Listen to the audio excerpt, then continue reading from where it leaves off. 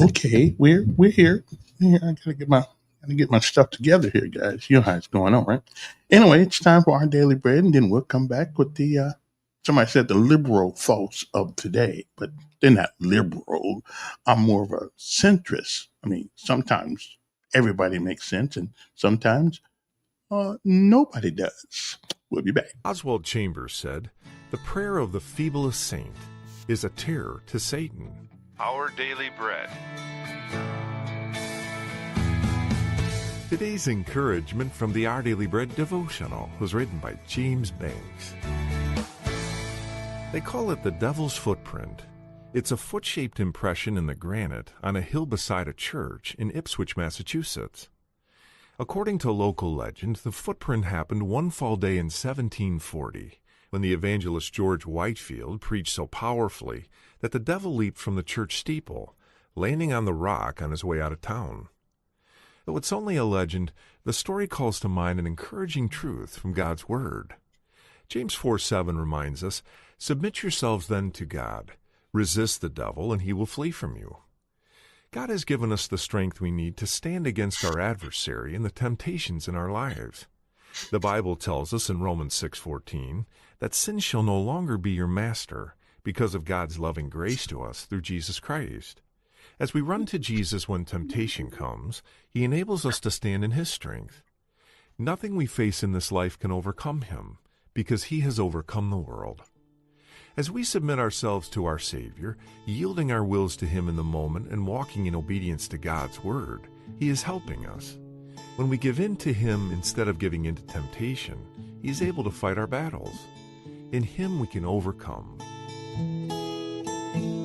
Today's Our Daily Bread devotional scripture reading is from James chapter 4, verses 6 through 10. But He gives us more grace. That is why Scripture says, God opposes the proud, but shows favor to the humble. Submit yourselves then to God. Resist the devil, and he will flee from you. Come near to God, and He will come near to you. Wash your hands, you sinners, and purify your hearts, you double-minded. Grieve, mourn, and wail. Change your laughter to mourning and your joy to gloom. Humble yourselves before the Lord, and He will lift you up. That's today's scripture reading from James chapter 4, verses 6 through 10. Dear Lord Jesus, help us to do your will today. Help us to always stay close to you and to love you by obeying you. In your name we pray. Amen.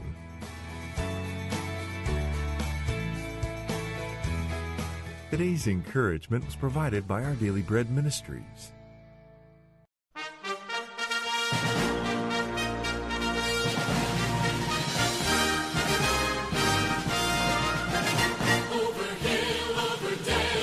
And of course, we pay homage to all of our armed forces of the United States of America: Army, Navy, Air Force, Marine, and Coast Guard. You leave anybody out? Merchant Marines.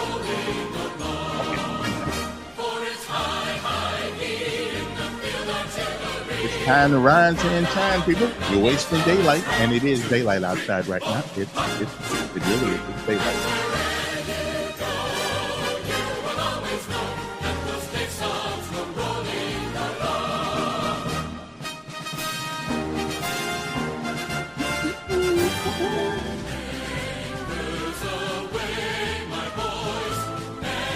A lot of things on the agenda this morning.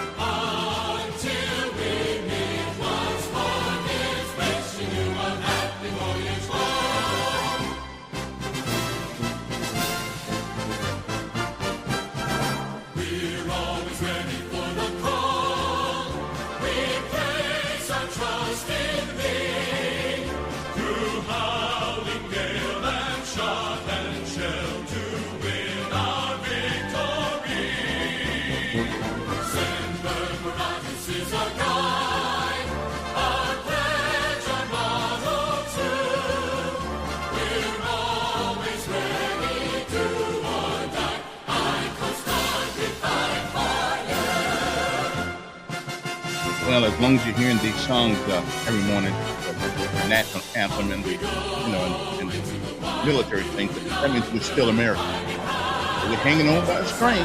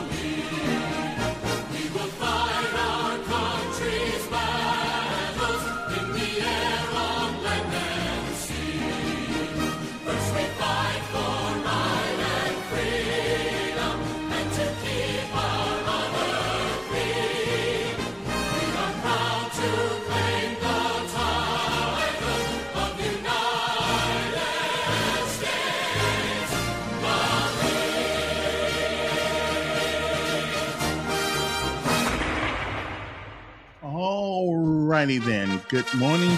Good morning. Okay, that's enough. That's enough. We got it. We got it. I feel it. Okay, we got it. We got it. We got it. I mean, don't want to overdo it now, do we? No, we do not. Anyway, good morning. Well, I look at my my screen here, and somebody's stealing fireworks right now. I mean, really? And there are a lot of things to steal, but fireworks. I mean, come on, come on, come on. Oh, wait a minute. Okay, let me get that out of there. But again, why are we stealing fireworks? I mean, there are a lot of things to steal, okay, but you don't really have to steal fireworks. I mean, if you're gonna steal something, grab you some meat or something from the store if you're hungry or something like that. But don't, I mean, but only grab bologna, okay? Because the the judge may look he may look repentant upon you if you still in bologna. But if you still in steak, you know what I'm saying? If you still in steak first thing in the morning, I mean at the store, he's not going to be too forgiving of you. I mean, if you're going to steal something, steal because you're hungry, then bologna is a good place to start. I mean, it doesn't cost much. Somebody will probably pay for the bologna for you, but I'm not going to pay a steak for you. Now, you don't need a steak. Steak is for the people with money. Okay, I mean, I'm just saying. Well, and fireworks. Who's going to feel sorry for you stealing fireworks? I mean, really, who is? Really? Okay, I'm just saying you might want to do that, but whatever. You may want to reevaluate the things that you steal because it just doesn't make sense to steal fireworks. I got you. And did anybody hear about this? I just, the the the evidence that TV is playing too big a role in our lives is what these people did the other night. Okay, that's what it's what they did the other night. They yesterday, a couple days ago, they went in. I think it was in Pike Road. They went in, took a car, took a car and drove it into the windows of a gun shop and went in there and evidently stole some weapons. Now, I thought you would only see that on TV, but evidently, people are, people are looking at TV as if it's reality. Now, like the guy who stole the fireworks. Well, he stole all the fireworks, but don't people realize we got cameras all over the place, and we may not find you right away, but sooner or later we're gonna find you, and your license plates are showing. So I mean, really? Okay. If let me give you a hint. If you're going to use your vehicle, okay, if you're going to steal something with a vehicle, make sure it's somebody else's vehicle. not yours. Okay. That way they won't find you as quick. Now they'll still find you.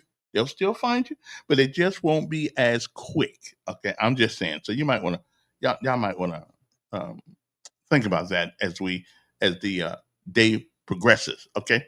Anyway, good morning to everybody. Hope this day finds everybody well. You know, it is a great day to be alive, but more importantly, it is a great day to be on top of the ground, and the ground, of course, is not on top of you. So that's always, and like I always say, there's no such thing as a bad day. There are just some things that happen. There are just some things that happen bad in the day sometimes. Okay, but you get over it. Life will take you through changes. But you know what? I want you to think about this for a second. If your whole life was nice, there was no hard times. I mean, every day was sunny outside. Well, it's kind of like living in Honolulu.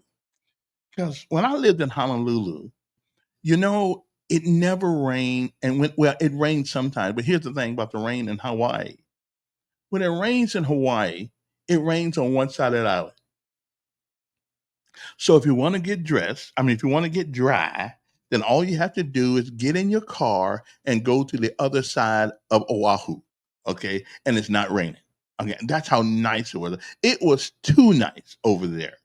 Okay. Too nice. I came back here because I got tired of seeing aloha shirts during Christmas. I mean, I'm used to cold weather during Christmas, you know, and the big red Santa Claus and all that stuff. Yeah.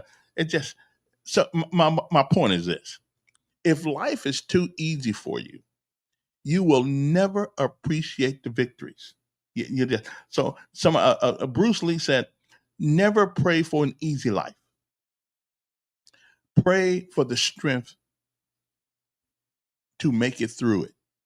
Not easy, because easy, okay, easy don't make you strong. Okay, easy don't make you strong. Um, and I was telling, okay, I know I hate to go here, but I got to go here because these are lessons of life. My son the other day was complaining about doing push-ups. Uh, when everybody messes up, I said, well, yeah, but there's a benefit to push-ups. He said, what? It makes you stronger. So it may seem like discipline to you. It may seem unfair to you, but at the end of the day, the more push-ups you can do, you know, the the stronger you get. Okay, I'm just saying you might. So take advantage of what you got. Anyway, let me give you the weather for the day because it's going to be. Right now it's 76 degrees outside. Feels like 77. Today temperature forecast is nearly the same as yesterday. Today it's going to be high of 90 degrees, a little bit cooler. Cloudy with occasional showers this afternoon. High around 90. Winds west southwest at 5 to 10 miles per hour, and a chance of rain today. 50%. So just keep that umbrella somewhere in the car. 50% chance of precipitation tonight.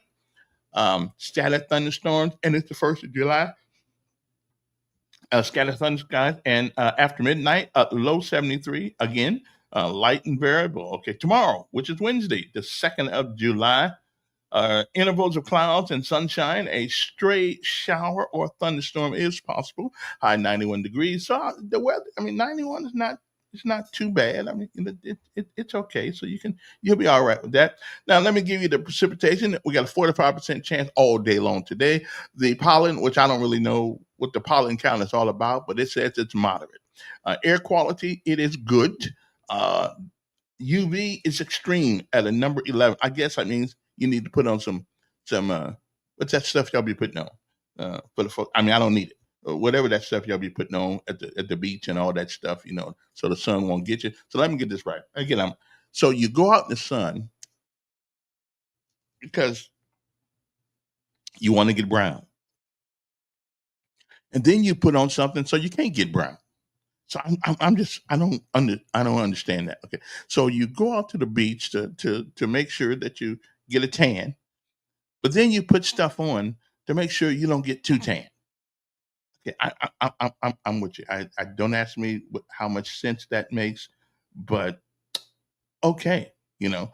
And of course, today it is the average for today is 93 degrees. So right now we're a little bit below average. Um, the low on this day for January the 1st is 73 degrees. So that's back in the day, and that was in a few years ago. Okay, I'm just saying. So moving right along to other things. So it looks like it's going to be a pretty nice day outside. But I always say any day above ground is a good day. Okay, there's no such thing as bad days. Just sometimes the bad gets with you. Okay. Uh, I'm looking at something. I'm wondering why we can't seem to get why we can't seem to why we cannot seem to get the things that we ask for out of our legislature. Really?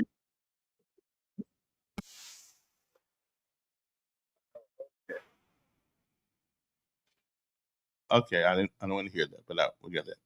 Uh, why we can't seem to get uh, what we want from the legislature? I can't figure that out.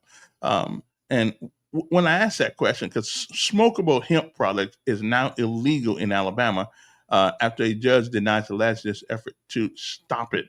Um, Montgomery, Alabama. Much of the House Bill 445, the bill that reshapes Alabama hemp industry, is now effective as of July the 1st. That's today. After a Montgomery Circuit Court denied a last ditch lawsuit that would have temporarily stopped its implementation. In part, the bill bans all smokable products and heavily restricts the potency of consumable products like gummies and drinks. The lawsuit was seeking to temporarily restrain the order, which was denied following the hearing on Monday afternoon, which was yesterday. The two sentence order does clarify the interstate commerce of the hip product is allowed in Alabama, meaning that if someone is selling a product coming from Georgia to someone in Mississippi through Alabama, that is allowed. Well, that's pretty nice. A lot of Alabamians are going to be oppressed by this. He said that I just don't think it's constitutional by any means, said Trenton Garman, the political director of Alabama Cannabis Coalition. Now, I don't really know what cannabis is. Actually, I had Macmillan tell me what cannabis is. It's kind of like marijuana, but it isn't as strong. Okay, it's not as strong, and therefore we can smoke it. Now, why you want to smoke it, I don't know. I mean, why people want to smoke stuff that makes them high, I don't have a clue. I mean, why do you want to? Because you know how you know how cannabis and alcohol makes you high? What it does, it stops the oxygen from getting to your brain. Okay, so think about that for a second. You feeling good because your brain's going on the dumb side. Okay, even if it's only temporarily, it's going on the dumb side because you're losing oxygen. Alcohol does it, cannabis does it, marijuana does it. It affects the brain. I mean, how can you be happy like that? Especially when you don't even know where you are. Money gets you what you want in this world. Well, that's true, but this is the only world that we have. Okay, I'm just. I mean, again, like the lottery. Everybody I know, I'm gonna do a survey. I got to do a survey, a poll today. Everybody I know wants a chance at a lottery. I mean, we want to spend $1 a week or $2 a week, $5 a month, whatever we want to do, and try to win the lottery. I mean, that's all we want. We don't want gambling. We don't want uh, all that gambling stuff. We don't want casinos. We don't want any of that stuff. The politicians want that, I guess, so they can go in there and go around their back and get a handful of money, like somebody did a few years ago. But we don't want that. We want just a lottery. All we want is a lottery. I don't know why we can't get a lottery in the state of Alabama. Well, okay, I do know why. I do know why. Because our legislators do not work for us. Now they work for somebody. Okay, they do. They do work for somebody, and they don't work for us. So the next legislative session, I think we should all get signs and ask our people, who do they work for? Okay, that's what we should do. We should ask the people who supposedly work for us. We should ask them, who do they work for? Because it is not for us regular people. Okay, I'm just saying it's not for us. I don't know who because if it were really for us, if it were really for us, we could we would have a lottery. So they don't work for us. So I just don't know. It's kind of it's kind of weird, but who? I mean, somebody can ask Barefoot. I'm just talking about the Montgomery people, the Montgomery um, people. Why can't we just get a lottery? I mean, honestly, I mean they've been begging for one forever. And yesterday, now somebody sent me a note this morning says which liberal. Bud, wait, how did Bud put it? What liberal thing you're going to talk about today? Listen, I'm not a liberal, but I am reasonable. I am reasonable. The problem with conservatism sometimes is that you think you look good but sticking to your guns regardless of what the situation is. A tree that will not bend will do what? In strong winds, a tree that will not bend will do what? You know you know what it will do. It will break. It'll break. Okay, so it's reasonable. It is reasonable not to not to use these poor people who over here trying to make a living. It is reasonable to give them some dignity and don't go around at their work sites putting them in handcuffs. It's just reasonable not to do that. I mean, and that's not a liberal status. That's not. I mean, just think about it. You're working. You're not breaking the law. You doing work. I'm not picking potatoes. Okay. I'm not picking cabbage. I'm not picking watermelons. I won't do that. It ain't gonna happen. I'm not going. I love me some watermelon, but I will not at all pick them. So if we have people who are willing to do, but that's not the only job I won't do either. There's a couple other jobs. Now, if I'm really, really, really, really, really hungry, who knows? Sometimes we got to change our attitude and do what we have to do. But I'm saying I'm not gonna pick watermelons, okay? And I'm not picking cabbage, and I damn sure not picking cotton. So so somebody got to pick it. Somebody's got to do it. Oh yeah, and berries and carrots and all that stuff. I can't do it. I mean, I tried working in the cotton factory one time in Rome, Georgia. I lasted like 3 hours. I had to go. I just couldn't do it.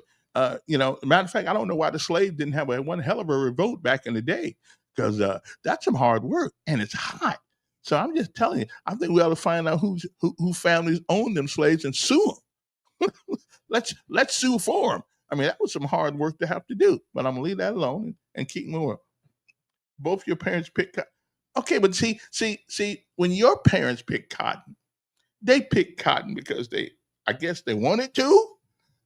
Nobody asked the brothers if they wanted to pick some cotton.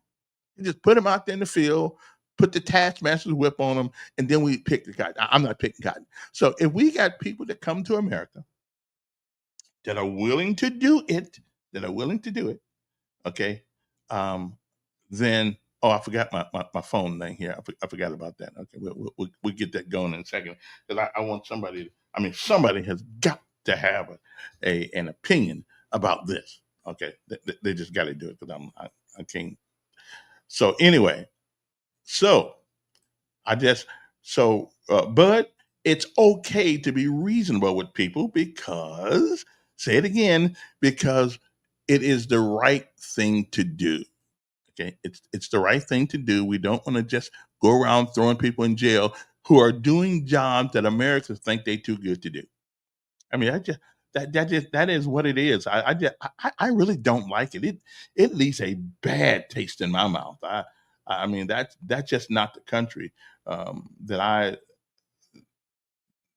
serve. When you go around and rounding people up like cattle, I just don't like that. Not even a little bit. Nobody asked me. Nobody really asked me though if I was interested in nobody asked me if they could do it. They just did it, and so I don't have anything to do with that. But if it were up to me, we would not do that.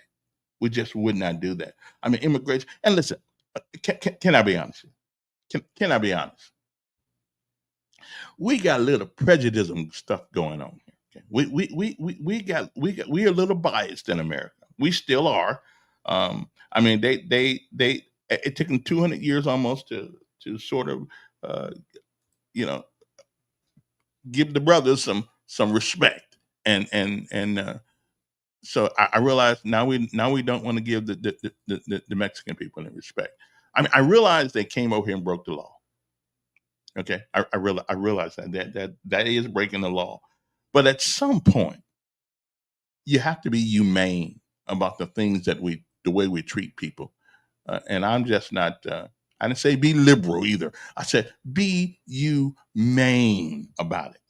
Okay, that's all I'm saying. Just be humane about it, and let's take care of that. Okay, let's stop treating people that way. I don't like that. Okay, so Dr. Joe, I understand that your parents pick cotton, and if it were up to me, I wouldn't make them pick the cotton. No, I wouldn't.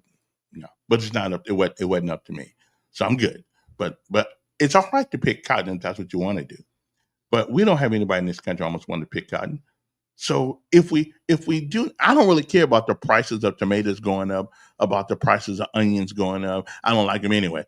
Except I don't care what a watermelon is going to cost. I'm going to buy me at least one per summer. I'm going to buy me at least one watermelon because I love watermelon. Although I haven't had any in a couple of years, but I love it. I was trying to grow one, but then the dog went back there and did his business on it. So I kind of like, okay, gave up on that. I mean, I can't believe the dog just went back there and did his business on it. Okay, which another thing, we're talking about dogs doing their business. Okay, I'm gonna get on some of those serious in a minute. But talking about dogs doing their business. You know, I'm planning on running for city council. But you know why? You know why I'm planning on running for city council? Because there's just one ordinance that I want to get passed in this city. Did anybody know what that ordinance is? I've talked about it for years.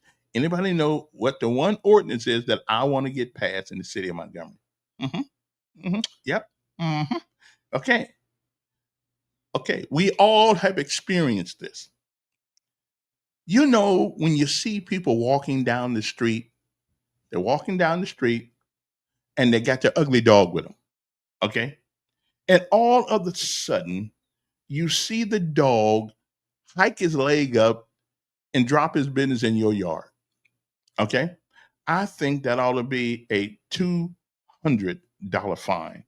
It ought to be. Panhandlers too. We're gonna get rid of the people who drop their ugly dog. But it's okay to walk your dog. I got no problem with walking your dog. But you know, you can anybody out there think of the worst disrespect that you can do to a person? You walk by my house and you let your dog drop his load in my house at my park. Is that not is that is, that's like giving you the bird, giving you the finger. They don't even know me. What are they letting their dog poop in my yard for? So when I run for city council, we are going to try because the city council can't pass law unless he gets a majority of the votes. Okay, but any city councilman that wouldn't vote with me on that ordinance doesn't really care about you. Okay, they don't really care about you. They care about themselves. Okay, I'm just telling you. So we need, if you're gonna walk down the street, you're gonna walk down the street with your ugly dog. You need to carry a pooper scooper with you. Okay, that's the sole reason I'm going to run for city council. So we can. It may not be the sole reason, but it's going to be a big reason why I'm running for the city council. Okay, because we need to stop this disrespect. That is the height of disrespect to us.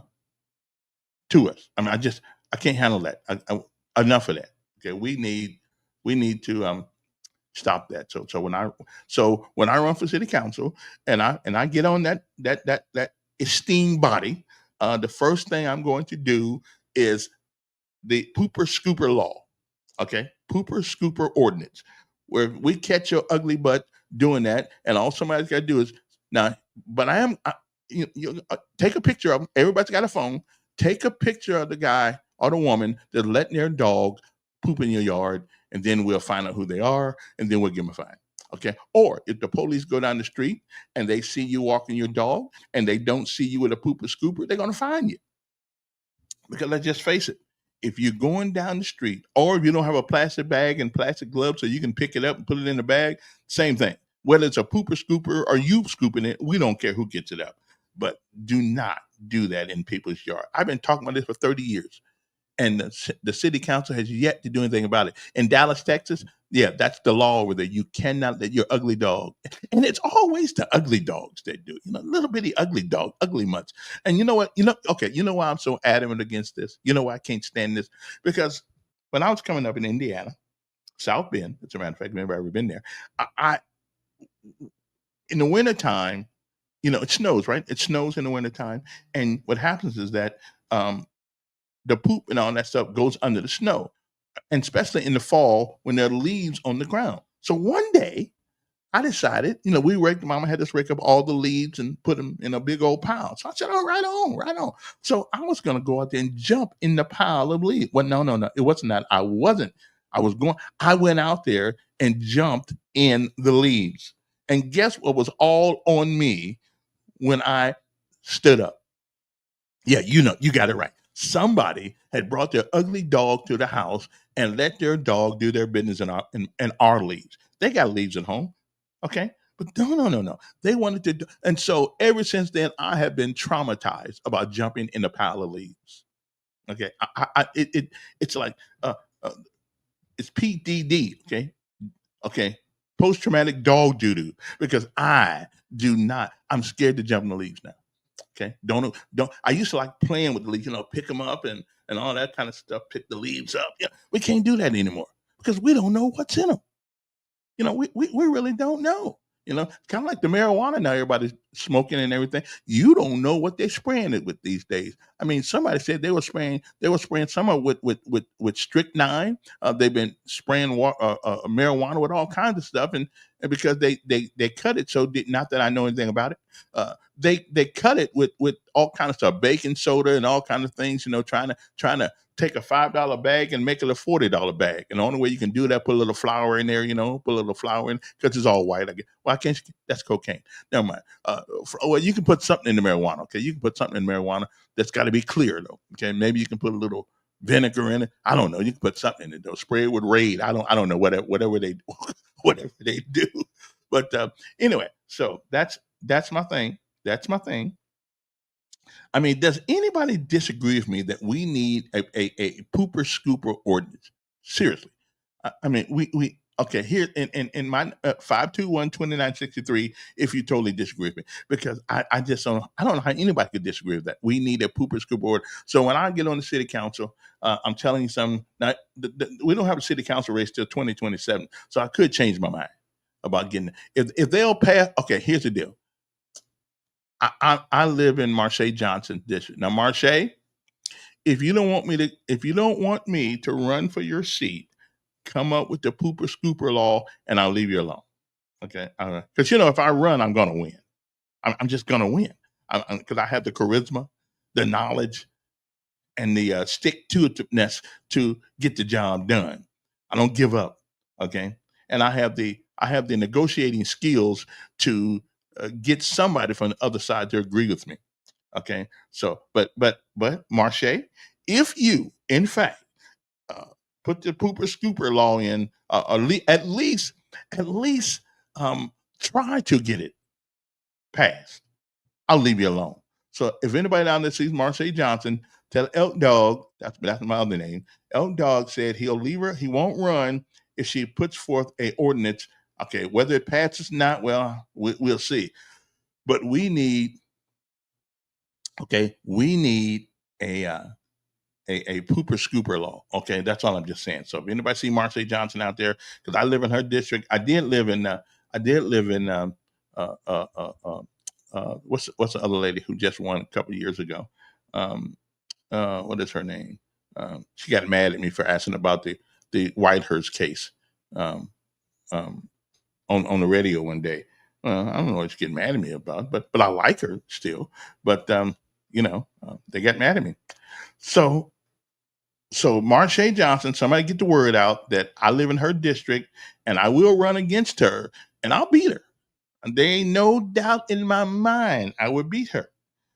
But I'll leave you alone if, in fact, you get the pooper scooper ordinance. Whether or not I want you to put it forth. Now, if it wins or not, I'm not going to hold you responsible if the rest of the city councils are not that bright. Okay, I won't hold it against you. So tell her that the Elkin said that he's going to run for her seat if, in fact, they don't put forth a pooper scooper law. Because I'm getting tired of seeing these ugly dogs go around pooping in other people's yard. And what gets me, why don't you just walk your ugly dog in your own yard? I mean, why do you walk in? I mean, think about that. Why do you walk in somebody else's yard um to drop your business? Okay. And if you're gonna do that, then pick it up and take it with you. I don't get that. I mean, that is the height of disrespect. I got some other things to talk about too. Trust me, I do. But this is a big deal to me. It's been a big deal for 30 years. Okay. I'm just thinking, why would you do that? Really? I mean, seriously, why would you do that? Why would you insult me and give me PTSD about poop? Because like I got when I was a kid, jumping in the leaves, and the dogs had pooped all in the leaves, and so when I got up, it was poop all over me, and I've been traumatized by that for a long time. So I don't want to go out in my yard and see the dog left his calling card, you know. And one day I went to the store and I bought a taser because I was going to tase that ugly mutt, okay, and the owner too if I had to. But they never came back. They heard about me. Yeah, because I was going to tase their dog and the owner. If right when he picked his leg up to drop his business, I was going to shoot him with the taser. And trust me, he will never poop in my yard again. Okay, because I think that's like assault and battery on my grass. Okay, I'm just telling you, assault and battery on the grass is a capital offense to me. And with your doo doo, we're gonna poop. We're gonna tase you. Yeah, we're gonna tase you. Okay. Oh, and one other thing too. Talking about tasers, you know, I've been watching a little couple YouTube videos about policing and about they all talking about we'll drag you out your car. Um, Is that illegal? Just to say you won't drag me out my car and you're gonna drag me out? Not in Montgomery. I haven't seen that much in Montgomery, although there have been some people who ought to be dragged out their car. But and then they bust your glass if you won't roll down the. I mean, is that illegal? You can just bust people's glass. I mean, just because they won't get out the car. I don't. I don't know. I don't. That seems kind of unfair to me. I mean, what if I'm scared of you, the police? Seriously, and there are people who are actually scared of police. When I was coming up, and the whole one of the problems with the Whitehurst case. Is there anybody out there familiar with the Bernard Whitehurst case? Is there anybody familiar with that? Okay, because I've been on the city council for 30 years since I have been here. Is there anybody that's familiar with the Bernard Whitehurst case? Well, Bernard was a young man who was, well, we'll get to that, was shot and killed by the Montgomery Police Department in 1975. I was headed to Fort Dix, New Jersey, and he was getting shot down in the city of Montgomery. And the thing about it, we'll get. I won't go into the whole thing right now, but one of the days, and I'm going to see if I can get Mr. Donald Watkins on with us because they shot him, and the shooting wasn't bad enough. The shooting of Mr. White wasn't bad. I know it happened a while ago, but fun. Here's the funny thing about it, and that's what they are saying in Montgomery. Well, it happened so long ago. What's funny? A woman can say that. Well, I said no back in 1972, and he said yes, and I kept saying no, but he did it anyway. 1972, and we are messing up men's lives because of some lie or some unproven fact that women bring up that you cannot prove that it happened. Okay, it's 1972. Okay, 50 something years ago, and look at Bill Cosby. Poor Bill. If Bill didn't have no money, Bill would be still in jail. Okay, Bill would still be in jail. Not Bill Clinton, but Bill Cosby would still be in jail. But they telling me and the argument in Montgomery is that it happened so long ago that we, why do we want to bring up? Why do we want to bring it up? Because it's about justice. And what happened was, well, I'll get to that later. I'll tell you about that case. But we're still trying to figure out, though. We got Bernard Whitehurst Jr., Stacy, his two sisters, and Florence, the wife. I mean, they just did something in this city, and that this city still owes that family. Okay, I'm gonna go ahead and tell you since it's coming up. 1975, the Montgomery Police Department um, had a call.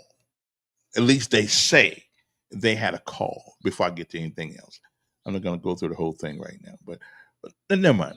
I'll do that later. But you want to hear this story because evidently the memory of Montgomeryans is on vacation, and the city of Montgomery, for some reason, do not want to compensate this family for what this city did.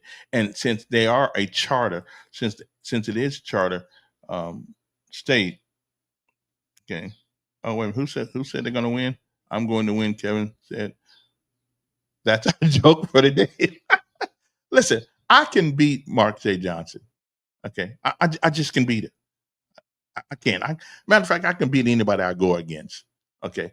But since I live in District 3 now, see, now probably they're gonna probably redo the district now and put me in somebody else's district. But I'm gonna run. But if she puts forth the ordinance about pooping scooping, I'll leave her alone. She can be rest assured that I won't get it. I have name recognition. I can get money. So I'm just saying, don't, just make people when they walk through your yard, when they bring their ugly little dog in your yard, and he pooped. Listen, when a brother gotta go, he gotta go. I got that part. You gotta go. When a dog or cat gotta go. But you don't have to leave what he let go in my yard. That's all I'm saying. You need to, clean that stuff up. Okay, clean it up. Take it with you. Put it in the garbage can or something. I don't even care if you put it in my garbage can in a pooper scooper. Although the sanitation people probably don't really like that, but put it in the pooper scooper. They don't want to have to, smell that stuff either. So anyway, moving right along to the other, I'll get into. I think probably Thursday. I will. We will talk about the Whitehurst case. Okay. Okay. Somebody said, that's right, leave me alone. No, that's right. Cleaning up Montgomery one turd at a time. I'm with you. I feel that. That's what we need to do. But y'all agree with me. Y'all just can't say anything because y'all want to be politically correct. I know dogs around here are like sacred. They're like sacred people. Okay. Anyway, we got on something yesterday about DEI, and it's a false premise. DEI is a false, indistinguishable premise. Okay, about fairness. There is no one definition of fairness. We don't have one. Okay, I know I'm going through a lot of things, but you feel free to call and give me the what for, whatever the case may be. 521, is that what the number is? 521-2963. Now I realize when you're as brilliant as I am, it's difficult to call and have a conversation with me and try to beat me in a fact. I realize that, but I promise you, I will be easy on you. I won't be hard on you. If you make it, and I'll give you all the time in the world that you need to put forth your case. And unlike radio, it's difficult to do that because it takes commercials and stuff like that. And I'm bringing on a new sponsor next week. So I want you to know that after the holiday season, bringing on a couple of sponsors, as a matter of fact. So people are beginning to realize the greatness that I have, and they want to be part of my family, my podcast family. I appreciate that. So we're going to do that. But I'll tell you who it is next week. Okay. I'll tell you who it is next week. But anyway, how's everybody doing? Okay. How's everybody doing? So anyway, yeah. So I'm going to make one foray into into politics because I'm getting older, so I realize that I can't ain't gonna be around forever, So you got to leave a legacy. Leave a legacy of something that you've done. Make a difference. Okay. So anyway, leaving that alone. Oh, here's another thing. For folks who do not know, you cannot shoot guns in the city of Montgomery and call yourself celebrating the 4th of July. Because if you get caught on the 5th of July, you'll be in jail. And here's what the idiots don't know. When you shoot, there's a story of a man who died when they shot a bullet up in the air. It came down and hit the man on top of the head. That dog left a legacy in my yard. Come on, man. Listen, that is not funny. Really, that really isn't. That is not funny. That's not funny at all. Okay, I'm just saying. That's not funny. And the panhandlers, my lord, Mayor Reed, come on. You're not supposed to panhandle on Federal Drive, Atlanta Highway, any state highway. There's a law against it. So, and you wonder why the crime is going up. If you allow one crime, you might as well allow them all. Okay, listen, I'm as giving as the next person. Okay, and I realize, and I've been wrong too, because I realize that when we sit there and give people money, we basically contribute to the problem. We do. We contribute to the problem, and I understand that. That's why I don't do it anymore. I just don't. But I'm as sensitive and giving as the next guy is. And I must admit, when I ride, because it's ingrained in us with the spirit of the good Lord, it's ingrained in us to help the poor, even when I'm one of the poor. But we try to help. But there comes a point. The good book says, "If a man don't work, he do not eat." I don't think panhandling is work. Now I could be wrong, but I don't think it's work. You don't sweat. The only way you sweat panhandling is that you're out there in the sun. Okay. And then I like to think, you remember on Troy Highway a couple years ago, these people would come from Atlanta and sit on Troy Highway and beg for our money. And so one day I stopped and asked the guy, I said, "Well, don't they have enough cars in Atlanta? Why are you here trying to get our little bit of money? I mean, going back to Atlanta, now you're taking our money from Alabama and taking it to Georgia. We're already doing that. You're already getting the lottery money because we can't get a lottery. We already have to come over there and do the lottery in Mississippi, Tennessee, and all those kind of places."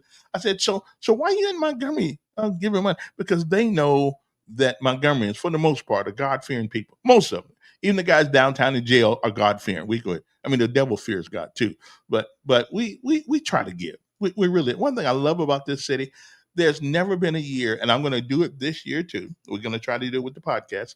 We're going to do it this year too. But we've never had a time when there was, and I want to know, and if anybody knows who some of the families who were burned out the other day, and we love us in the Decisions 2.0 podcast. We'd like to help any way we can, and my audience always helps. They just always do. So we'll do that for anybody that needs help. I don't know what we can do, but we got to find out what people need, and we'll get a program going so we can help some folks. And my audience, regardless whether I've been on radio or I had a TV show one time. They fired me though, because something I said. I ain't backing down from it either. But I would tell you what I said. But who wants controversy this early in the morning? Yeah, that dog did leave a legacy, and I don't want your ugly dog to leave a legacy in my yard. Okay. So again, nobody wants to pick up the phone and disagree with me.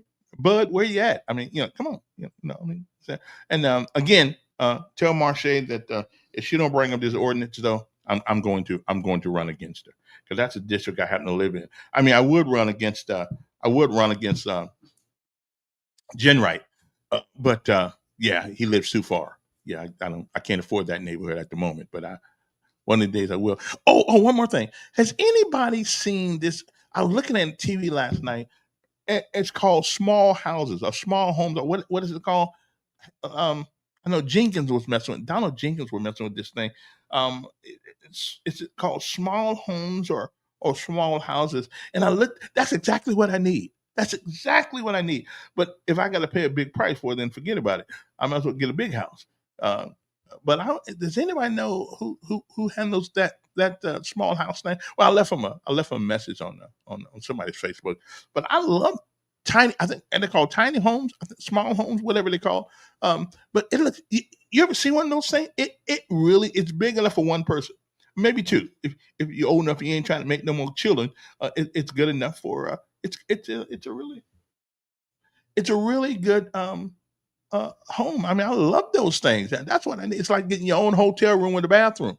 But I love it. That's all I need. You get a certain age, you ain't doing that no way. You might well just, as long as you can watch TV and put a dog in there with you, you're good to go.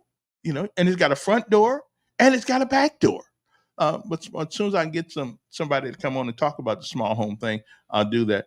Now I'm supposed to have let me see if he called me. I'm supposed to have a guest who's been complaining lately about the crime in Montgomery. Of course, complaining about it won't really, won't really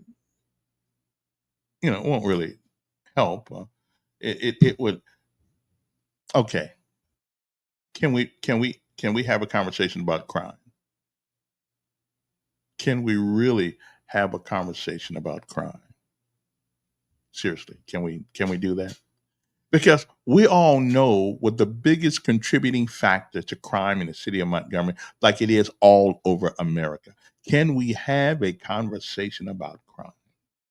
Can we do that?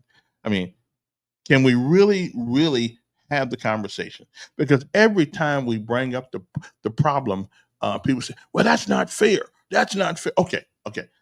What? I mean, everybody knows what the biggest contributing factor to crime amongst our young men. Everybody knows what it is, but we will not say it. We won't say it because it makes people look bad. I'm not mad. Okay, but everybody knows. I mean, we know what it is, and not talking about it won't change a thing. Won't change a thing. Why do we have the crime in the city? But it's not just Montgomery. It's a cultural thing. It happens all over America, and most of the time, it happens most in towns that are ran by Democrats. Now, why do I bring that up? Why do I bring the Democrat? It's not the party. It is the people who make up the party, the workers who make up the party, not the head of the party. See, the heads of the party live in neighborhoods that are gated. They live in neighborhoods that are gated, so you just can't walk up there and steal nobody's TV. Okay, so it is not the party leaders that are the problem. It is the people who they, shall we say, attract to their philosophical principles of DEI. Oh yeah, yeah, DEI, yeah, diversity, equity, and inclusion. Okay, and it's supposed to make life fair. The biggest lie ever told to man. Okay, the biggest lie ever told in the history of politics is that there's a thing called fairness. It's dumb. It's dumb because everybody's not going to work the same. Everybody's not going to have the same resources. That's it. The only place you find fair is on a bus, and that's when you put it in the thing, and then it's gone.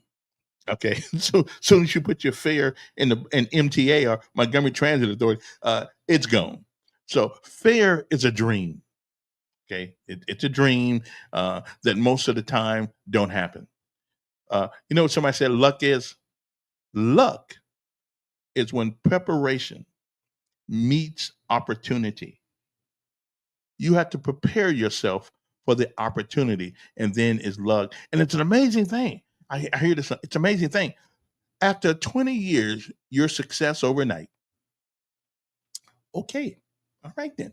So you know, so let's okay. If we can teach our young men that life is not fair, it never will be fair. But you can prepare for the opportunities that exist. I've been looking for a radio job, right? And it's they got this website called Indeed, and I mean I scoured the country, all over the country, Massachusetts, Oregon, Seattle, because I was gonna move, right, and just go to one of those places for a job. Um, and you'll be surprised of the opportunities that are out there outside radio, that are out there for people if you are prepared for the job. And if you don't have 12 kids, you can always move from Alabama, or from Massachusetts to Alabama, whatever the case may be, and you can take advantage of some of these opportunities. But you cannot do it if you saddle yourself with a lot of responsibility when you're young. You just can't do it. But let's get back to crime. Why do we have so much crime in urban America? I mean, we all know you just can't have but you can't have the conversation, because people get nervous about that conversation. They do. They get nervous about that conversation, and but I don't get nervous about it. Been there, done that. Um, was part of the problem when I was a teenager, and so that's why I know what the problem is. Okay, see, funny thing, when we grow up, right? When we grow up and nobody knows what we did when we was a teenager, then we act like we didn't do anything. Yeah, but I was a hellion. you know, I was a and then you know why it was? You know why it was? Because a woman, we love them. We love them, but they cannot be a man. Now we put them in a position to be men. Often we put women, because we're not taking care of our responsibility. We put women in the position to be men. I'm with you. And some people think, listen, you don't have to be in the same house with your child to be a good dad, but you have to be involved in their life. But the deal is, the reason why we got so much crime in America, urban America, because of the lack of fathers, of black fathers. We just do. Not that they're not in the house, been there, done that, but because they're not involved. They're not involved. I was looking at someone the other day said the reason why.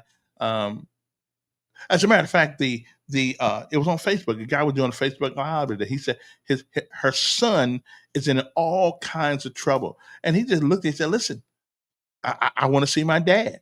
Well, his dad is in prison. His dad is in prison, and the mother won't take him to see his father because he's in prison. I understand her apprehension about it. I do, but it is still his father, and it is a natural instinct for a child, because they're not stupid. They know it took two people to get them. Okay, and transgender people, whatever you call yourself, you can't make a baby. I'm just telling you, you can't do it. So, and she was crying and everything, but I did my best. Let the man see his father. You know, he can teach that child something even while he's in prison. He can teach him something. Okay, and even though he did a crime, left you with the responsibility of that boy, and we appreciate the women out there that do it, because you've been put in the position to have to do it. That's unfair to you, but it is what it is. But there's no reason why she should not let him. And he was just upset about not being able to see his father.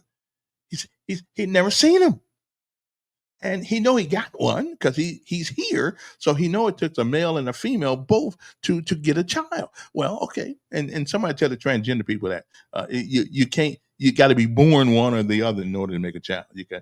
Okay, that's the whole procreation thing. That's how it works. It works. Okay, you can't cut it off and think you're a woman, and you can't add one to think you're a man. So either way it goes, you got to be born one or the other in order to make a child. But if you're going to make that child, you have a responsibility to him. Um, I wasn't the best father. On Father's Day, I admitted on many occasions that I made some bonehead decisions when it comes to my boys. I was just, just I thought I was right at the time, though, But funny, life teaches us that. But anyway, so what happened is that it is a problem with our young men. Okay, it is a problem with our young men, um, and maybe putting all these dads in jail is not the best thing, not the best system in the world. Um, I think as long as you like, if I'm in jail for marijuana or something like that, you know what? There's no reason in the world why at least even in the military overseas in combat they let you get some leave, and maybe we could do something to allow some of these dads to visit their children. You know, if they have honor. Okay. I am taking calls. If somebody calls, I'm calling. I think is my phone working? Hey, that's not a bad idea. Panhandlers should be rounded up and required to remove poop from my. That's not a bad idea. Make a TV show about that. Yeah, Law and Order, Special Handling Unit, Elkins, making lawns great again. Hey, listen, I'm good with that. Let me see it. Let me see if my number is this thing working? Let me see. 334-521 29. No, 2963. Okay, let me see. Works? Yeah, it worked. Yeah. Yeah. Okay. Yeah. Okay. Hello. Okay, so it's working. Okay, I got you. I'm just checking. See, people don't want to call because I'm so brilliant, and they believe that I will make them look bad, but I won't. Okay, I'm a humble guy. Really, I am. I'm a humble. I am humble jumbo. Okay, I will. I won't do you wrong. Okay, I'll just let you. You'll be all right. Okay. So anyway, so this child was complaining about never seeing his dad, and the mom said, "Well, I'm doing the best I can." Maybe he just want to see his dad. But you want to know why we got so much crime in urban cities? Because we got too much fatherlessness. We got too much dadlessness. Okay, let's get that straight. Everybody has a father, but what you don't have is a lot of dads that are no longer involved in their children's life. Okay, it's getting to the point now where we have family reunions in prisons. Family reunions in prison, and sometimes they find out their dad that is their dad in prison, the guy in the next cell with them. Um, so we need to do something about it. Our prison system is not doing. Putting people in prison is not helping the city. And here's the problem: Martin Luther King said it. Your life's philosophy will determine how far you go in life. Your life's philosophy. And a philosophy that Democrats teach black folks is that it ain't your fault. The white man and the Republicans are taking everything from you. Okay. You can't get no credit to start a business because you probably were like I was when I started my little business. I had already messed up my credit, as a matter of fact. And I went down there and I just had to work a couple of years to get it fixed and get it ready to go. And I borrowed money. And I finally borrowed money. And let's not joke. There are a lot of people out there in business who look at you and figure you're not a good risk. They just look at you. That's just the way it is. Well, what you gonna do? You're gonna let them get away with that? Keep going back. Keep going back. And if one bank won't, there is a bank out there. There's somebody out there that's willing to help you. Kind of like Hope Inspired Ministries. There's somebody out there that's willing to help you, but you got to show that you deserve the help. But getting back to the crime, And that's all part of this whole criminal aspect of our culture also, because once you get, if you're 21, 22, 23 years old and you got a credit score of 399, well, you're not going to get anything. Okay, you're just not gonna. Nobody's gonna trust you with their money, and it is their money that you want them to trust you with. So I just don't know where this woe is me. It's not my fault. It is your fault. You know, if you failed to finish high school, that's your fault. If you were such a badass in high school and you couldn't finish because you thought other things were more important, that's your fault. If you got 5 kids by 4 different women, that's your fault. That is your fault. Uh, especially if you ain't taking care of them, and it's your fault. But we can't have this conversation. The reason we got so much crime in our communities across this nation in urban Mecca is because of daddylessness, not fatherlessness. Because every child that's ever been born has a father, but what they don't have is a dad. And a dad means there's a relationship with the father and the child. That's what a father is. That's what a dad is. So everybody's got a father. So that thing about fatherlessness, that's a bunch of crap. Everybody's got a father. If you got a child, if there's a child being born in America, anywhere in the world, they got a father. But what they don't have is that relational kind of relationship with them where they become a dad.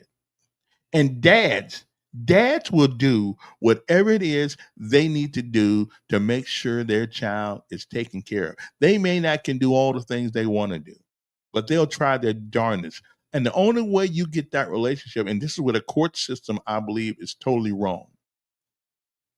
The only way to get that relationship is spend that time with that child.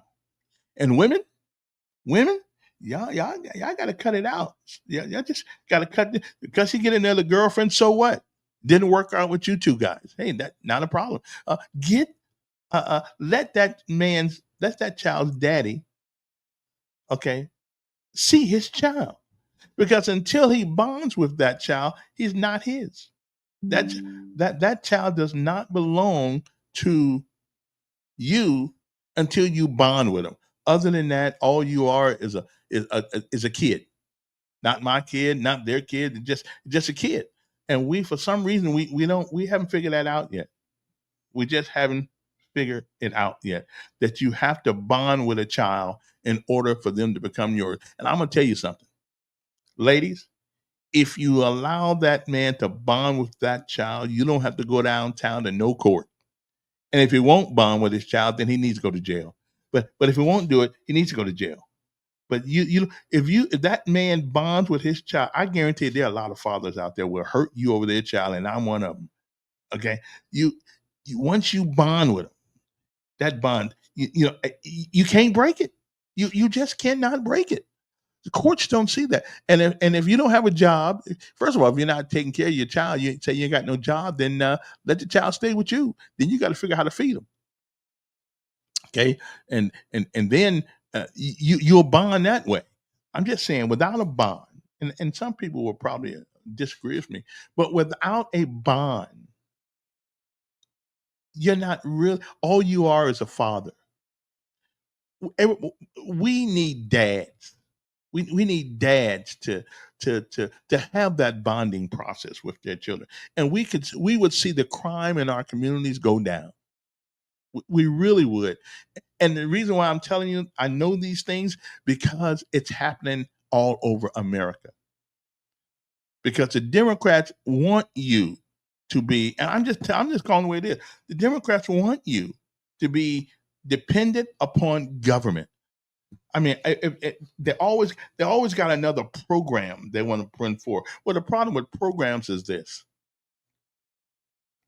Ronald Reagan said that if you have a program big enough to give somebody, you also can take it away. Okay, like everybody's whining now about Medicaid, Medicare, whatever the case may be, and about poor people. Listen, I do believe that the state of Alabama should extend whatever they were trying to do in Medicaid. Because at first I understood the opposition to it, the opposition to it was, if we put all these people on Medicaid when Obama was in, and then all of a sudden, is it Medicaid, Medicare, whatever one is for the young folks, is that if you put all these people on Medicaid, and for the first 5 years, the government pays, but the second 5 years, they only pay half of what they were paying. So what does that mean? That means that the state will have to come up with the other half. And so there will be people arbitrarily moved off of it anyway, because the state's not going to pick up the whole burden. So, that made sense to me. That made sense. Okay, well, let's not do that, because we're going to put the state in debt in order to get the Medicaid, whatever that, Medicare, Medicaid, whatever. So the state said, whoa, whoa, whoa. So you're going to give me money for 5 years to take the 100 people. But after 5 years, you're going to say, well, I'm only going to give you money for 50. So where does the other 50, where do I get money for the other 50 people? And that was there. But here's also, I changed my mind about it. I could understand that made logical and reasonable sense to me, to not give it, to not depend on the government, to only give you half, just to leave you high and dry in 5 years. And you'll still have people on it, but you can't afford them, so you'll be dumped. But here's where we miss in that logic. Here's where we missed the boat. What if for those 5 years you cure 50 of those people? Okay. You get the money. And the second 5 years, even though you only got half the money, what if you have cured the people, and now you can still afford to cure the other ones, because you don't have as many now as you did? So it was a bad move on Alabama's part, I believe, and I'm not the governor and all that, but it was a bad move, because we could have took the money and helped some people who may have been cured, or whatever, take whatever a problem that they had medically and things of that nature. So we made a mistake.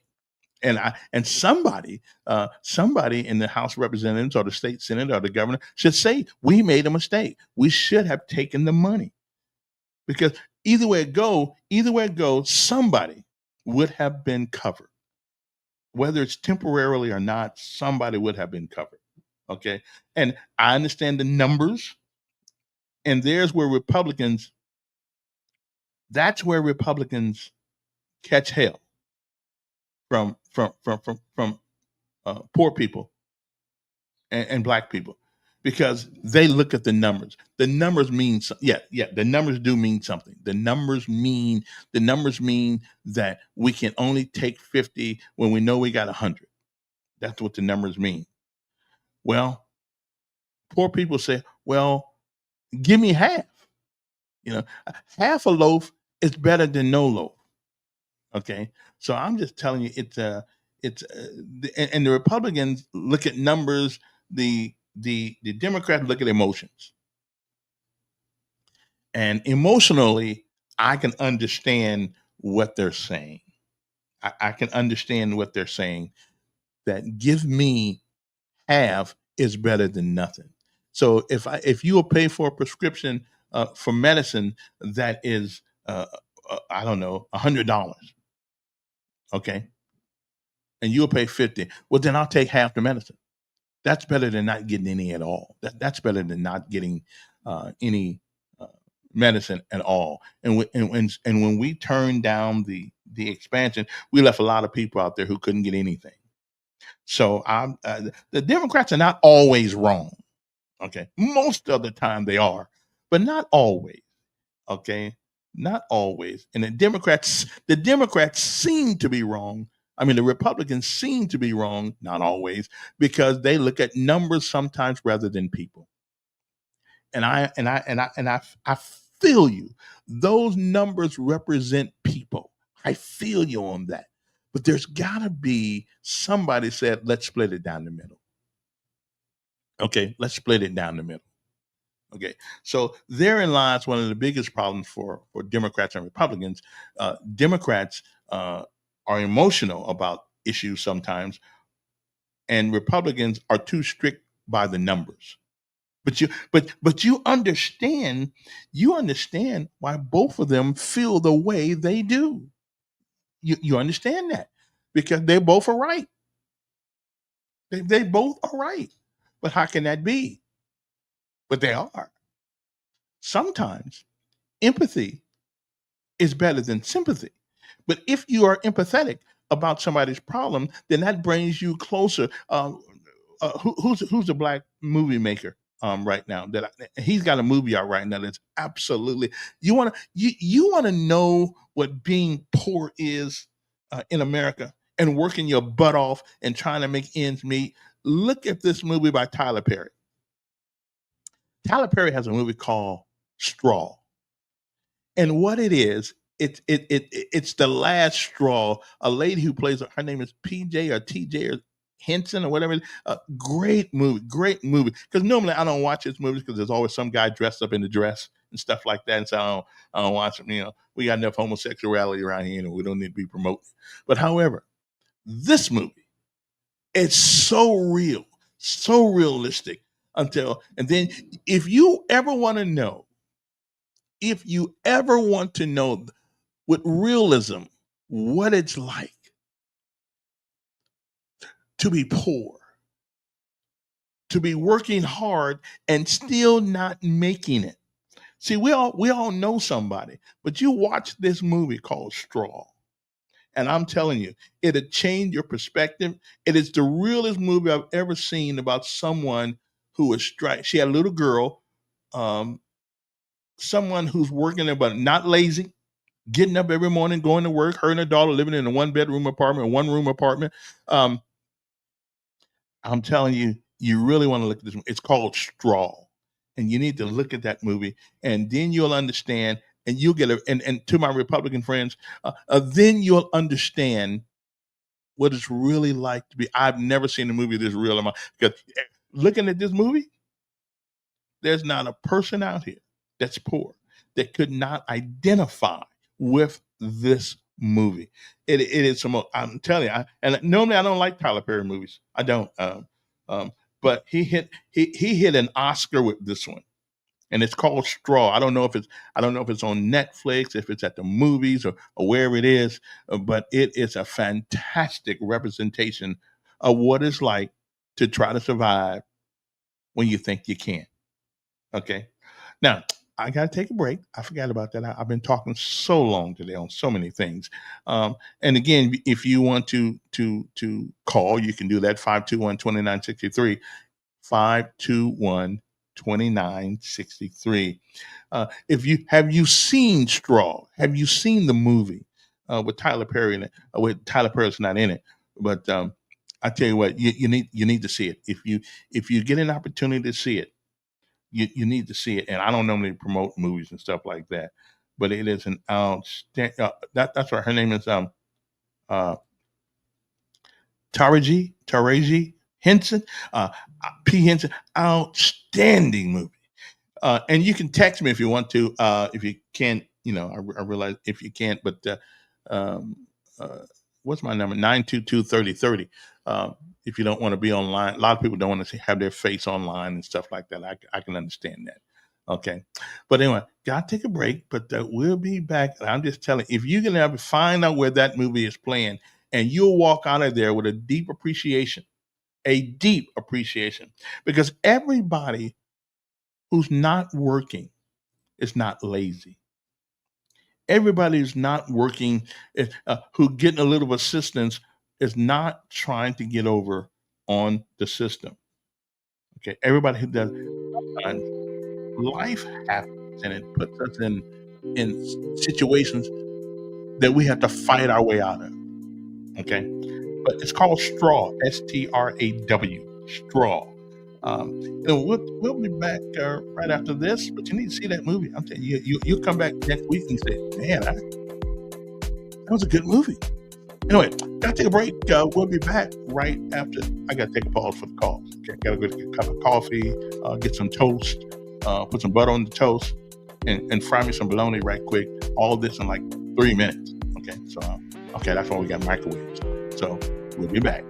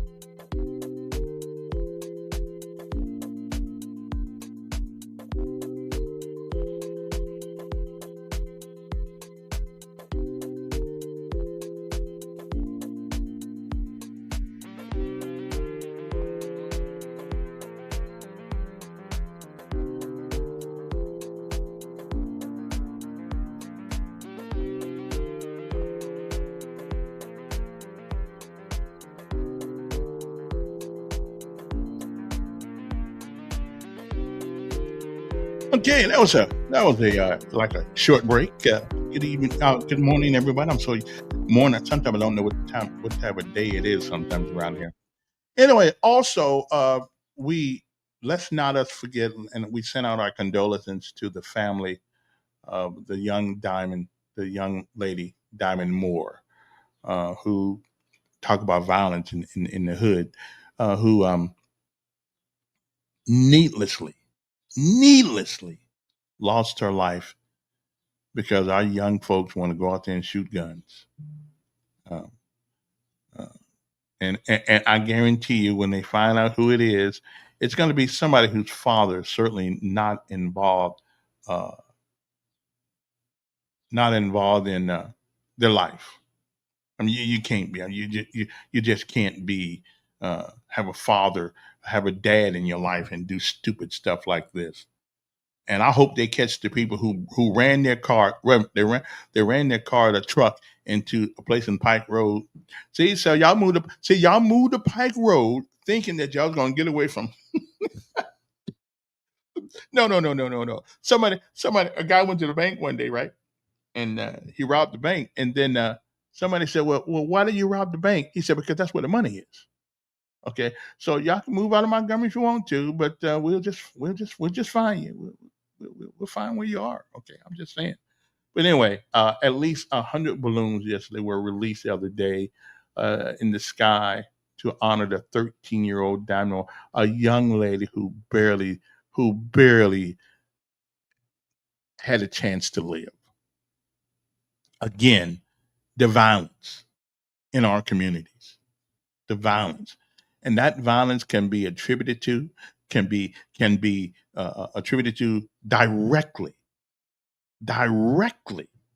not having dads, not fathers. Everybody, if you born, you got a father, but not having dads. I wish there was an organization around here that had the political power to change the way our court systems treat fathers. Okay, and women learn that, yeah, children have to eat. We got that part, and you need money, but more than money, they need a dad. Okay, and a dad that loves his children because he's bonded with them will move heaven and earth to make sure he at least is doing the best he can. Okay, I mean, I'm just they will, and even if he isn't doing all the money, still let him see his child, because you cannot love your child without becoming a dad. That dog just ain't gonna hunt. I'm just telling you that, like the folks say, that dog ain't gonna hunt. Uh, Anyway, the numbers here, if you want to give us a call, 521-2963. What, nobody wants to talk today? Am I so brilliant today until I'm saying everything that you would? I'm just saying. Maybe that's what I probably am. I'm just I'm still the smartest guy on the radio. But since this ain't radio, I'll say podcasting in Montgomery. Okay. Now, here's something that somebody talked about yesterday. The president said we got too many holidays, and I don't necessarily disagree with him. He said we got too many holidays. Uh, we spend more time especially the state of Alabama. He must have been down here. They spend more time not working than they do working around here, and then got the unmitigated gall to want a paycheck. So he said we got too many holidays. So my good friend Tony Knight says these are the holidays that we need to get rid of. Now I'm going to tell you which one I think he's wrong about. But President Trump said we got too many holidays. I don't necessarily disagree. But here's a list that Tony Knight put on Facebook, the ones we need to get rid of. We need to get rid of George Washington Day. I don't know. He was the first president of the United States. But do we need to make a holiday out of it? I'll let others decide that. Columbus Day. Well, I'm kind of with that one. I mean, America was here before Columbus got here. And just because he accidentally ran into it, we should we don't need to give him a holiday, but we gave him one. Robert E. Lee. Now, my thing about the Robert E. Lee thing is this. Robert E. Lee evidently was a good general. Now, evidently, he was a Confederate general, and I'm with you on that one. But at the time, those people thought they were fighting for what they believed also. Clint Eastwood had a movie a couple of years ago called "Letters from Iwo Jima," where we got World War II from the perspective of the Japanese. Um, and it was an interesting movie. And what you find is that if you got two soldiers laying on the ground, you can look in both their pockets and grab their wallet, and they have families. They love their families. They want to get back home to their families. But to the victor gets to tell the story. Now, it was a doggone shame what they did in December 7th, 1941, attacking Pearl Harbor. But people like the privates, the sergeants, the lieutenants, we don't run the military. We just follow orders. Uh, uh, Private, listen to the sergeant. The sergeant listen to the first sergeant listen to the CO listen to the battalion commander, the battalion commander listen to the brigade commander, and the brigade commander listen to the division commander. Everybody got a boss. Okay. I mean, we don't, you need a military. Okay. So I don't know. But Robert E. Lee, I had a problem with if the problem I got with Alabama is that we start mixing holidays together. Jefferson Davis Day. I could have probably did without that one. Now, here's one I disagree with. Independence Day. Well, why wouldn't we want Independence Day? I mean, that's a day because that represents the sacrifice of a lot of people who lie in the roads of Arlington Cemetery and all over the world, from Italy to Vietnam to Grenada to Somalia, all over the world. Our young men have shed blood. So no, we're gonna keep Independence Day. Okay, we're gonna do that. Juneteenth. Well, I don't care about Juneteenth because we don't. We call it Juneteenth because we don't know which day it happened. Okay, so I don't really care about Juneteenth.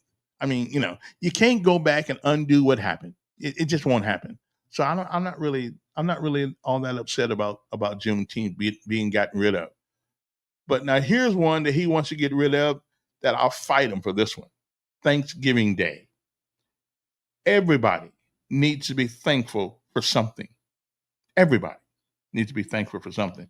Whatever your belief system is, you need to be thankful for that. But I don't want to get rid of, well, okay. We may not need to name days after people.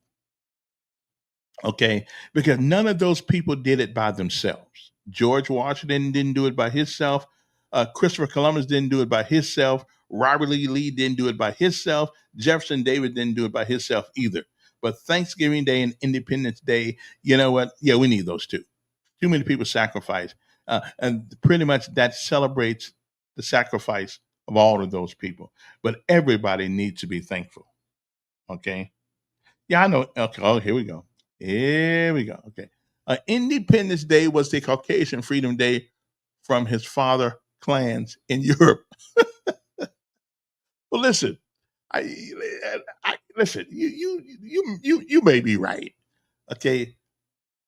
So, but let each man in his own heart celebrate Independence Day the way he pleases. One thing about it, we all live in a country, and I've been to a few of them. I've been to a few countries. We live in a country that has the most freedom than any other country I've ever been in. Okay. So somebody for 250 years has fought, bled, and died for the idea of an independent America. So yeah, I don't have a problem with Independence Day, regardless of who came up with it, and Thanksgiving Day. Other than that, I don't really get into Christmas very much. If you got kids or things like that nature, okay, right on for the kids. But once you grow up, though, you put away childish things. And so I think we don't, yeah, we don't need, we don't need Christmas, but we do need Thanksgiving, because if you're not thankful, then you got a problem. Okay, if you think you did all this by yourself, you got a problem. I'm with Barack Obama on this one. Well, you didn't do all that by yourself. Somebody helped you, whether seen or unseen. Somebody helped you, and you should be thankful for that. So Thanksgiving Day, let's keep, and let's keep Independence Day. But all the rest of these stupid holidays that we have, we got and Memorial Day. Okay, but he didn't have them. But these are the ones he said we we should get rid of. We should get rid of George Washington Day, Columbus Day, Robert E. Lee Day, Jefferson Davis Day, um, and Juneteenth. Yeah, for that, I don't have a problem with that. That's not a big deal. Okay, I'm just I'm just good. Anybody disagree?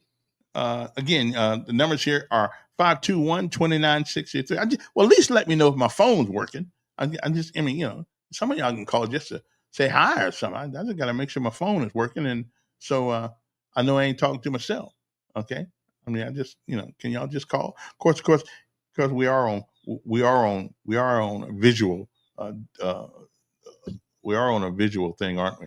So anyway, make a TV show. Any, oh, okay. Here, okay. So the phone does work. Okay, that's good. Good morning. Good morning. How you doing? I'm doing all right. How are you? That's good. That's good. That's good. Personally, I think great show, man. First of all, personally, I think Donald Trump just need to leave that type of conversation alone. I mean, seriously. I voted for Trump. Yeah. But I think there's some things that he just need to just, it ain't in his wheelhouse, just leave alone, right? It ain't in. Listen, I agree. I agree with you. Handle U.S. business. Just let that be, man. Yeah. Stop bringing up these controversial topics, holidays, this and that. I'm quite sure. Again, I voted for Trump. Yeah.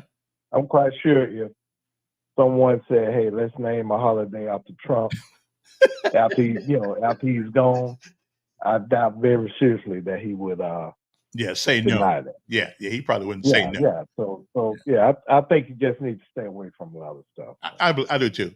I do too. Yeah. So all right, but great show. All right, I appreciate you. Okay, that's all. I just want to make sure the phone was working. Okay, yeah, I agree with him. Maybe that's not in his wheelhouse. Worry about the big things. Let us worry about the small things. Okay, let us worry about the small things. Okay. Anyway, did anybody hear about a young man in Homewood, Alabama, was shot once in the back? They say he was not armed. The lawyer says Arbari Peoples, 18 years old of Allisville, wherever that is, was fatally shot by police in the Homewood Soccer Park on June the 23rd, a few days ago. 7 days ago, the attorney for the family of Allisville teen fatally shot by Homewood police said Jabari Peoples was shot once in the back. Now, I don't understand why you would shoot a young man in the back. I don't. That one. I mean, you can't even shoot somebody when somebody's running away from you. They are not presenting an imminent threat to you at that particular time. Not knowing the particulars of the case, but I know if you and I shot somebody in the back, we would be handled. I mean, because at that time, when a person has their back towards you, they're not a threat to you. And so I don't know how that's going to work out. But anyway, based on a preliminary findings, I can now confirm that Jabari was shot once in the back, Maxwell said. The revelation is consistent with the eyewitness accounts in Homewood. So we'll keep an eye on that and see how that works out. I don't perceive. He was a graduate from 2024, graduate of Allisville High School, who worked as a security guard at DCH Regional Medical Center. He loved the idea of law enforcement and wanted to work in law enforcement at some point. He was a student. He was beloved. He was kind. He was respectful, Maxwell said. There is nothing I've seen to counter the narrative whatsoever. He was an 18-year-old with a bright future, he said. He has no history whatsoever of being disrespectful of law enforcement. So we'll find out, like my good friend Dan Morris would say, in the fullness of time, we'll find out. But I don't. And before anybody get all upset and all these things, let us find uh, let us find out what happened. That's all I can say. Let us find out what happened. Although shooting somebody in the back, eh, that's an. I mean, you're not a threat to anybody, when you shoot people in the back. Did anybody see what happened in Kentucky the other day? And I'm in Somerset, Kentucky. What happened is that is that a proper grammar? What happened was, I mean, they say it on TV all the time. What happened was, okay, so I'm thinking I'm using that too. More than 35,000 people watched a recreation of a General Lee replica from the 1979 show The Dukes of Hazzard jump over a fountain in Somerset, Kentucky. The car soared in the air. I watched it in the town fountain, over the town fountain, something like what's downtown Montgomery, right? Before landing, crashing into the barricades in Somerset, Kentucky. I guess they didn't have a whole lot to do in Somerset, Kentucky, But I got to tell you, I would have watched it. Yeah, I would have watched it just to see if he crashed. Kind of like when people go to NASCAR. First of all, let's be real here. Nobody watches racing to see who wins. Okay, can we agree on that? People watch racing to see who crashes. Okay, it's not a good race unless somebody runs into the wall. Okay, that's because to watch cars go left for 3 hours. Really? No. You are waiting for somebody to crash. Let's just be honest. Let's be honest. And if you are one of them people that actually go to the NASCAR because you want to see who wins the race, well, you're probably one of those people who believe that wrestling is real. you probably believe that Hulk Hogan and Mr. Wrestling #1 and Mr. Wrestling #2, which I love me some Mr. Wrestling #1 back in the day, in the 70s. But y'all probably believe that wrestling is real. Okay, I'm just saying you might want to get a checkup from the neck up, so you realize that wrestling is not real, and neither is. I mean, NASCAR's cool, but I know you're not waiting. You're not gonna watch cars go left for 2 hours because you just want to see the cars go left. No, you want somebody to crash. Can we be honest? Can we please be honest with that? Okay, please. Okay, you're not waiting for anybody. And so the other day, I would have watched this race too. I love General Lee. Okay, uh, having lived in Georgia for a little while back in the 1970s, I got to tell you the story of how I found out how I ended up in Georgia. It's long, and it was a father thing. It was because I had only seen my dad one time in my whole life, and I know he was from Rome, Georgia. So one day I left home and I ran away from home, and I'm going to see my daddy. Now, when you're 16 years old, you don't really know, you don't really know what's going on, you know. So, so I show up in Rome, Georgia. I get a Greyhound bus ticket, and I said, I'm going to Rome. So I go to Rome, Georgia. Had never been outside South Bend, but I'm going. I'm going down to Rome, Georgia, and that's how I ended up in talk radio in Alabama, because I left home going to Rome, Georgia, and then got there, found out my dad had been dead for 8 years. I only seen him one time. So it matters about fathers. It matters about dads. It really does. Um, it really matters. I'm going to replay this show. This was outstanding conversation today, even though y'all don't want to call, but that's okay. I'm giving you some good wisdom today out of my experience of living. Okay, I'm just saying that's what it is. The numbers here again are 521-2963. 521-2963. Okay. You can text me 922-3030. 922-3030. Moving on to some other things that have happened.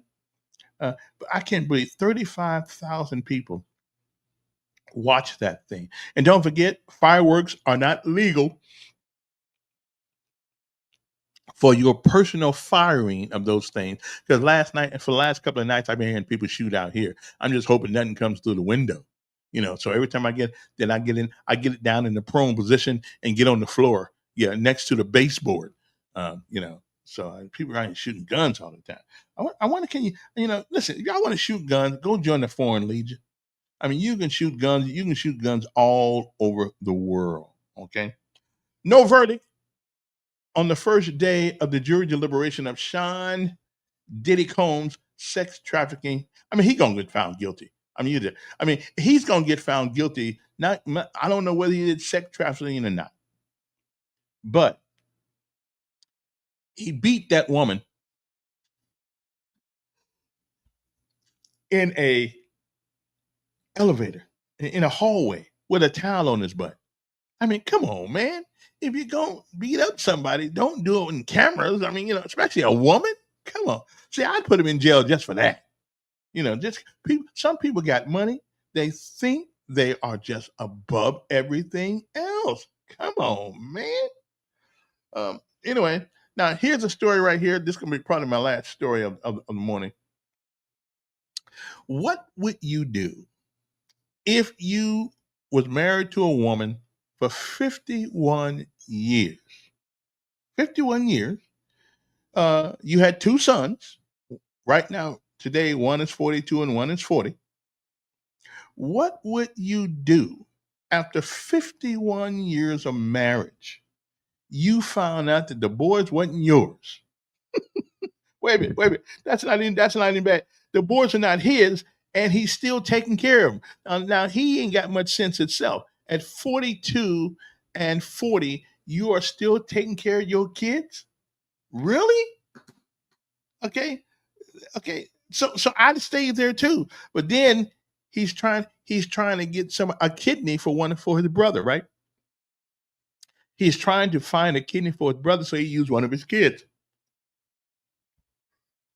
Ooh, I must have got up too early. For his kids. And then after doing all the tests, he finds that the kids are not his. But he's been married to this woman for 51 years. What would you do? What would you do? I know what I would do. I just said hell with it. But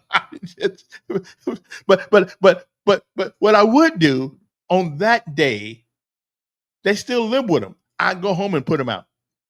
Yeah, put him out. You need to get a job. I'm not taking care of anymore. You're 42 years old and 40. I thought only women did that. He's taking care of these two kids who are just lazy. I mean, you're 42 and 40, and you're not even mine. When I get home, your stuff is gonna be on the street. As a matter of fact, I may put her with him. But I mean, really? I mean, why would a woman do that? I mean, did she really? No. I can understand her. Maybe one of them wasn't his. I can understand that because maybe they was messing around when they was younger and stuff like that. Those things happen. But two of them? Oh no, we wouldn't. No, they yeah. At least I'd go home and put the boys out. Why would you take care of two men, 42 and 40? Why would you do that? I mean, why would somebody do that? I wouldn't do that. I wouldn't do that. Manuel is 34 years old. I ain't taking care of nobody. And Z is be 19 in a couple of months. What is it? July, October, November, July, September. Yeah, in 90 days he'll be 19. So we threw the taking care of thing. All right, now let's talk about something that poor folks always talk about. Poor folks always talk about rich people. Right? They always talk. Rich people don't pay no taxes. Rich people don't pay this, and rich people don't do that. Okay. Well, today's lesson will be who pays the taxes in America. Okay. That is the lesson of today. Since y'all really believe that rich people don't pay taxes, the top, the top 1.4% of people pay 20.3% of all the taxes in America. The top 0.1% pay 21% of the taxes. The top 1% pay 25% of the taxes in America. That's right. Okay. They pay it. So when we say the rich people don't pay taxes, we're not trying to, they may not pay income taxes because they put their money in certain kinds of uh, accounts and things of that nature. The bottom 90 to 95%, which is the percent I'm in. I think that's the percent I'm in. Pay 10.4% of the taxes in America. Okay. The bottom 80 to 90% pay 13% of the taxes in America. Okay. But the bottom 50% of people pay 8.6% of the taxpayers. Okay. So the top 5% of taxpayers in America are the rich people. And they're also the ones. So I don't have a problem with rich people. I like rich people. As a matter of fact, I wish I had some more rich friends. Then can go borrow some money from them. So can we just because Trump didn't pay income tax doesn't mean that they don't pay taxes. They just don't pay taxes the way we poor folks pay taxes. We pay income tax. Okay. They don't necessarily pay the same taxes that we pay, but they do pay. People don't, well, Trump ain't paid these kind of taxes. Well, there's a law that he did not make, but he's certainly taken advantage of it, and I will. If you lose a certain amount of money, you have 5 years in order to disperse those payments. Okay. And hopefully, if you're smart within those 5 years, your tax accountant will figure out a way to help you get out of that too. But so can we stop with the rich people don't pay taxes? Yes, they do. And rich people hire people to do work for them. Okay, so I can pay some taxes. I wish he'd pay me a little bit more, so I may. But then if he pays me more, I gotta pay more. It's a con. It's a bad deal for all of us. Okay, it's a bad deal. Kind of like owning a house. A house is the only thing I know of that you never get done paying for. Never. Even when you get the deed in your hand, you actually still got to pay tax. Now they say once you get a certain age, you're not supposed to pay. I think I'm at that age by now, though. Yeah, maybe I should go check that out. That you shouldn't have to pay tax. But as soon as you die, somebody else can be paying taxes on the same piece of land. I've often wondered. I don't know who came up with this idea. Now, I want y'all to think of this for a second. I don't know who came up with this idea of selling land. See, I thought that you can only sell things that you own, things that you created. You didn't create land. So what makes any government think they have a right for you to pay them taxes on land? Matter of fact, now here's what I do believe, that the government should be responsible for the distribution of the land, but not selling me land. Why am I paying taxes on something that none of us built? Now, I can understand paying taxes on things that we build on the land, but why am I paying taxes on land? I mean, God made the land. Land was here for you. I mean, if we're gonna pay taxes to anybody, it's the good Lord. Why pay taxes to you? I mean, I could see. So I came up with an idea that will solve this problem. Now you're going to see where my brilliance came from. Now you're going to see why I'm so bright. Here's the solution to the problem. Everybody born in America should get a credit card, a debit card with $1 million on it. Everybody that's born should get a debit card with $1 million on it. Sound like a Democrat idea, right? Oh, hold up. Out of that $1 million, that's all the money you will ever get from the government. There will be no welfare. There'll be no food stamps. There'll be none of that stuff. You got to survive on your $1 million for your whole life. Now, believe it or not, there are people who live to be 60, 70, 80 years old, never seen $1 million. So don't tell me it can't be done. So everybody gets $1 million, and then we all start out equal. Now, here's the problem with that scenario. Because people are who they are, what's going to happen is that we are going to find somebody who are going to get scammed out of their $1 million. Then so the guy who has $1 million now got $3 million because the people who he gave that money to too stupid to figure out what to do with it. But however, we all started. Now, if you want to talk about the ultimate DEI, well, that's it. That's the ultimate DEI, diversity, equity, and inclusion.